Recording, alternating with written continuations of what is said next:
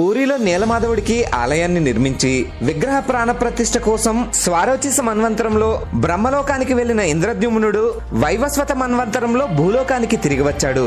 అప్పటికే విగ్రహ ప్రాణ ప్రతిష్ఠ జరిగిపోవడంతో పూరిలో జరిగిన అద్భుతాల్ని చెప్పమని ఇంద్రద్యుమ్నుడు బ్రహ్మని అడిగాడు. విగ్రహ ప్రాణ ప్రతిష్ఠ జరిగిన తర్వాత భక్తులందరూ ఎన్నో రకాల పిండి వంటల్ని తీసుకుని జగన్నాథుడి దర్శనానికి వెళ్లడం చూసి కోర్మ అనే భక్తురాలు జగన్నాథుడి కోసం చేపల్ని పట్టి రుచికరమైన చేపల పులుసు చేసి అది తీసుకుని జగన్నాథుడి దర్శనానికి బయలుదేరింది. కోర్మ ఆలయ మెట్లు ఎక్కుతూ ఉండగా చేపల వాసన రావడంతో చేపలతో ఆలయం లోపలికి రాకూడదని ఆలయ పూజారులు కోర్మని మెట్లపై నుండి కిందకి తోసేశారు. కోర్మ మెట్లపై నుండి కిందకి పడుతూ ఉండగా కోర్మ చేతిలో ఉన్న చేపల పులుసు పనసుతనులుగా మారిపోయింది.